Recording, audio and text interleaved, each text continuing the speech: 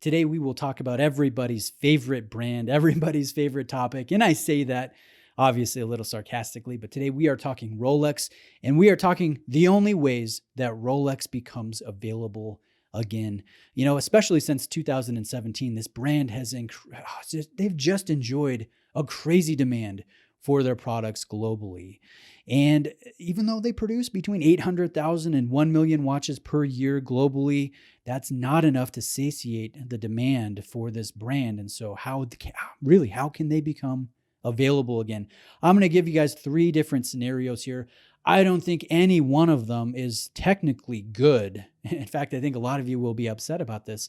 But let's take a look at these options. And throughout the course of the video, I'm going to be editing in pictures and clips and macro shots of various Rolexes that I've either reviewed or borrowed or tried on or owned personally, just as eye candy for the topic of today's video, the ways Rolex becomes available again. Now, there's going to be two different avenues, and one is shrinking or contracting the consumer base, the pool of people that are searching and looking to buy a Rolex watch. That's one way, so that smaller consumer base has less competition and there's more watches available to them for purchase. That's one way. I don't think that's ideal.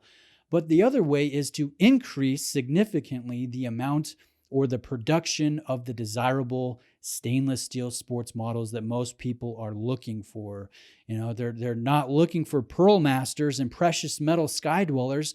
Most people are looking for Explorers and Subs and GMT Master 2s, Air Kings, Milgauss. I mean, you guys know the drill. I don't have to preach to the choir here. So one way is to significantly increase the production. And let me tell you guys, I don't think that's a feasible thing. And I don't think that's anything Rolex is interested in doing. They do a good job in creating almost equal numbers of men's watches, ladies' watches, precious metal watches, two-tone watches, steel watches, sport watches. They do what they do. They send out what they want to send out and what they want to produce, and they make their money. They're technically a charitable trust, right? They're not a for-profit business per se, so whatever you think about that's secondary, but they make a lot of money. And so technically they probably could make less Yachtmaster 2s, right? And make more Oyster Perpetuals. They could switch things up to a degree, but I just don't see them doing that. And we might think that that's a great idea, but realistically, why would they? Why would they want to do that? They still make really good money on those $30,000 full precious metal watches that they do sell. Their platinum day-dates that sell. Their $100,000 Tiger Dial or Gummy Bear watches, those things they do sell. So I don't think that we're going to see that. And I don't even know if it's feasible because, again, they make so many watches per year.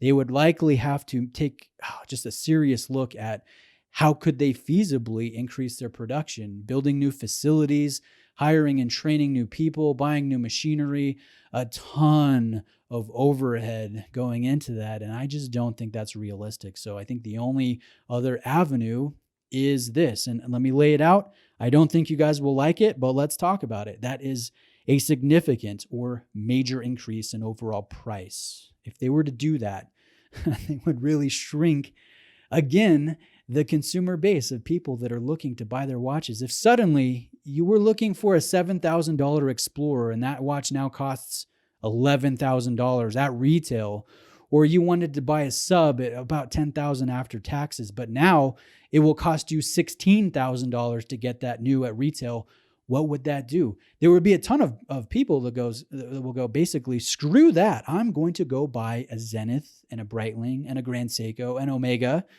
I'm going to look at other things. I'm not interested in paying a premium because already I believe that Rolex is, taking whatever it costs for them to make one watch. They double that, right? That's what most businesses do. They want to make double what it costs them to produce. I think Rolex does that. Then they double that figure and then they double that figure. And then that's what they sell to their distributor licensees. And then they, of course, do a 35% markup, 37% markup. So Rolex makes a killing. And if they were to really increase the price by major margins, that would be a big turnoff for a lot of people. It would turn away a lot of people, but I don't think it would turn off enough people that would really hurt their business. Because you look at the gray market, and there are people that buy Daytonas for over $20,000 because that's their only avenue to get the watch they really want. They would buy it from an authorized dealer if they could, but they can't. So they're spending the premiums for some of these watches. The proof is in the pudding. These watches are selling for serious money right now on the secondary market. And right now it's the scalpers, it's the fat cats that are really cashing in on that crazy demand. They're making a killing just by opportunistic availability. Does that make sense? And so if Rolex were to be the ones that say, hey, now from now on, if you want a Sky Dweller, if you want a GMT Master 2, this is our price. I think it would kill the gray market. Nobody's going to go and spend $20,000 on a Kermit when they can buy one from an authorized dealer for $16,000. Because I think there will be enough people that would say, okay, I'll bite the bullet. I'll spend 16 grand. I'll get this watch. I'll enjoy this watch. And there will be enough people that does that, to meet that 800,000 or 1 million watches per year. I think that's going to happen. So it would do a few things. It would kill the gray market. It would shrink their pool of consumers to an ideal size, to where only the people that really have the money are able to do it. And you know what? That smaller pool of people, they can go into an authorized dealer without a purchase history and say, yes, I do want that Polar Explorer 2. Here's my 14 grand, as opposed to, an 89 or whatever it is right now. So I think that is one way for Rolexes to become available again, even though that availability is to a smaller group of people, if that makes sense. And what do you guys think about that? Is it moral? Are we obligated, or not obligated, but are we entitled to buy whatever we want at lower prices? I don't think so. I really don't think we are. I don't think we're entitled to jack crap as watch buyers. I really don't. The luxury scene is a different tune. And I will say I'm biased. I think I'm biased, but I'm aware of my bias, which makes a big difference. If I did not own any Rolexes, and I've never owned any Rolexes, I would probably be a little pissy about this brand and say, you know what, screw them. I'm going to buy an Omega. I'm going to buy a Grand Seiko. I'm going to buy a Zenith. I'm going to buy a Panerai or another brand. I would probably feel that way because I'd be salty, right? It's the fact that I've owned some awesome watches, and I currently own some awesome watches from Rolex.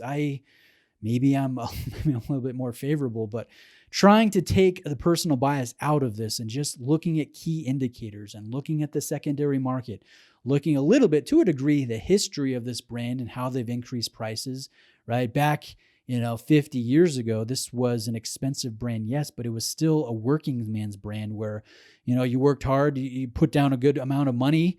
You could buy a Submariner. You could buy a 1675. You could buy some of these watches. They were available, and now the prices, at least the ratios, of when you compare it to inflation and whatnot, Rolex has really gone up market. And what's to say that they won't continue to do that? Will they continue to go up market?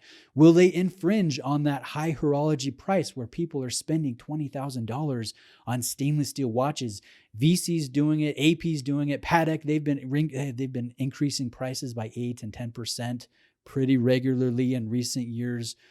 Why wouldn't Rolex do something like this? I'm sure over there in Switzerland, they have a team of people studying the gray market, studying what people are paying, coming up with plans of production processes and how can we create the ideal number of watches that will still be purchased by people that have money, and how can we sustain this, and how much of an image hit will we take if we go seriously up market. I think we're naive to think that Rolex is not considering and exploring these different avenues, looking into major, significant price increases across the board. Now let's look at one other thing as we wrap up this video, and that is Tudor. Their sister brand. Rolex and Tudor are tied at the hip, and Tudor could really move into the void that Rolex creates by moving up market. When Tudor is developing in-house movements, and they're doing some pretty cool stuff. They do really well with a few of their models. A few of their models do not do very well in certain regions of the world, but I think they're working on the Tudor brand, and eventually a Tudor watch is going to be sitting roughly in the same price and image that Rolex is currently looking at right now. And Rolex is going to be in another kind of quasi new step in the hierarchy of the watch market. And then above that, even if if you can look at it that way, you're still looking at Patek and AP and VC, the Holy Trinity, and some of the highly sought after independent brands, Swiss brands, watch brands, master craftsmen. So I think we're in for some interesting times over the next 5 to 10 years. And I would not be surprised if we see serious price increases that really kill the gray market, and that Rolex continues to do well, or at least do well enough to justify these types of changes. So in my eyes, these really are the only ways that Rolex becomes available again.